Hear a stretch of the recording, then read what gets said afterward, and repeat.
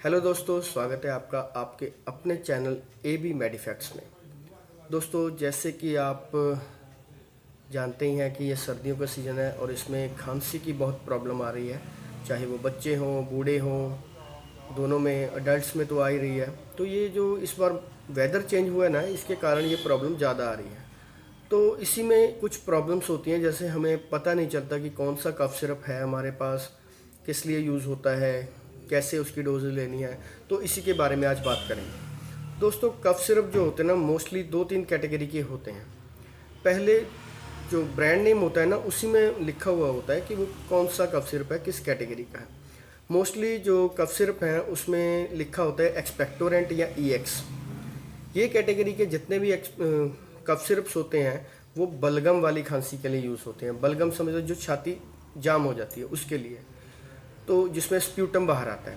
तो इस खांसी में जो ज़्यादातर एक्सपेक्टोरेंट आते हैं उस कैटेगरी को ईएक्स में हम कंसिडर कर सकते हैं। इसकी जो डोजेज होती हैं 10 ml होती है, टीआईडी होती है, मतलब कि 2 चम्मच, मतलब 10 ml जो लेनी है गुनगुने पानी में डिल्यूट करके लेनी है, 3 बार लेनी है। इसको लेने से ये है, कंसनट्रेटेड जब आप लेते हैं तो उसका अच्छा फ्लेवर नहीं आता, वो कड़वी लगती है। और जब आप उसको डिल्यूट करके लेते हो, वो दवाई का जो एक अच्छा फ्लेवर आता है, सूथिंग फ्लेवर आता है और लंबे टाइम तक आराम मिलता है।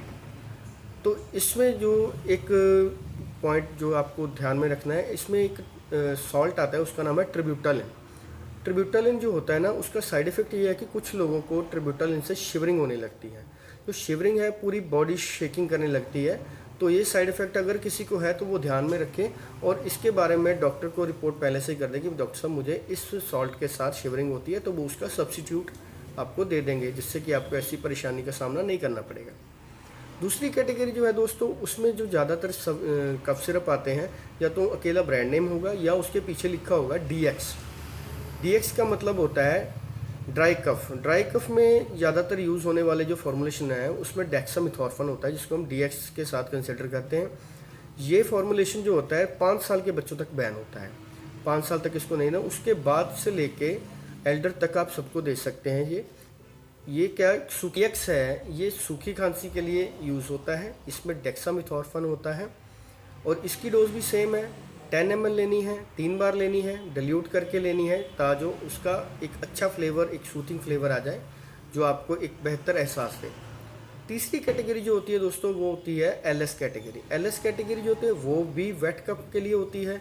जैसे कि आपकी चेस्ट कंजेशन हो जाती है, उसी में यूज़ होती है, जिसे हम एक्सपेक्टोरेंट कहते हैं, उसी के साथ मिलती जुलती कैटेगरी है ये, सेम कैटेगरी ऑलमोस्ट। इसमें क्या होता है कि जब आपको खांसी होती है तो उसमें आपको सांस लेने में दिक्कत होती है, तो इसलिए लीवोसाल्बिटामोल जो होता है आपकी सिरप में होता है, जिससे आपको सांस लेने में तकलीफ भी नहीं होती।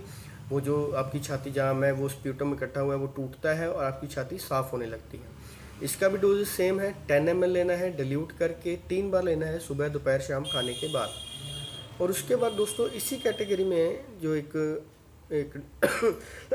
ड्रग है जो कि एलर्जिक जो खांसी होती है उसमें यूज़ होती है, लिवोकोपर्सेंटिन उसका मॉलिक्यूल का नेम है। ये ज़्यादातर चेस्ट फिजिशियन यूज़ करते हैं, जिसमें बहुत ही रेयर यूज़ करते हैं इसका। ज़्यादातर ये जो जनरली यूज़ होते हैं वो 3 यही कैटेगरी हैं। उसके बाद दूसरा सेगमेंट अगर हम बात करें आयुर्वेदिक का है। आयुर्वेदिक एक बहुत बड़ा मार्केट है इसी रेंज में, और इसका एक सबसे बड़ा फ़ायदा है कि ये बिल्कुल सेफ़ है और हार्मलेस है। इससे बहुत रेयर चांस होता है किसी को कोई साइड इफ़ेक्ट हो। और इसमें ज़्यादातर जो फॉर्मुलेशन यूज़ होती हैं बिल्कुल ऑर्गेनिक होती हैं और बिल्कुल वेदा पे ये बेस्ड होता है, इसलिए। और इसका डोजेस भी सेम रहता है। छोटे बच्चों को 1 चम्मच देना है, 3 बार देना है। बड़े जो बुज़ुर्गों तक, जो अडल्ट और बुज़ुर्ग है, दोनों को 2-2 चम्मच 2 से 3 बार देने हैं। कुछ केसेस में 4 बार भी देना होता है। और उसके बाद अगर आप खुद ऐसा फॉर्मुलेशन बनाना चाहें, जैसे हम काढ़ा बोलते हैं, जैसे हमारे बड़े बुज़ुर्ग हैं, वो अभी भी, हमारे दादाजी हो गए, परदादा जी हो गए, वो कहते हैं कि हम दवाई नहीं खाएंगे, हम काढ़ा बना के पीएंगे। तो उसकी जो रेसिपी है जैसे कि आपको पंसारी के पास जाना है, वहाँ से आपको बनक्शा मिल जाएगा, सौंठ मिल जाएगी, मुलट्ठी मिल जाएगी, और आपको तुलसी के बीज या तुलसी के पत्ते सूखे हुए मिल जाएंगे। इन सब चीज़ों को लेना है और 1 गिलास पानी लेना है, उसमें बॉईल करना है। बॉईल करके जब वो 1 कप का हाफ़ हो जाएगा, वो छन्नी से छान लेना है। और उसमें आपको 2 से 3 चम्मच शहद और गुड़ डालना है। गुड़ इतना डालना है कि आपकी कंसिस्टेंसी हो पैलेटेबल, मतलब कि पीने के योग्य हो जाए। तो ये जो आपका सिरप बन जाएगा, इसको आप 2-2 चम्मच 3 से 4 बार ले सकते हो और इसको फ्रिज में स्टोर कर सकते हो 2 से 3 दिन। इससे ज़्यादा आप स्टोर ना ही करें तो अच्छा है, क्योंकि या तो ये गर्म पिएँ या एकदम ठंडा करके, दोनों तरीके से आप पी सकते हैं। गर्म पीने से आपको ज़्यादा फ़ायदा होता है।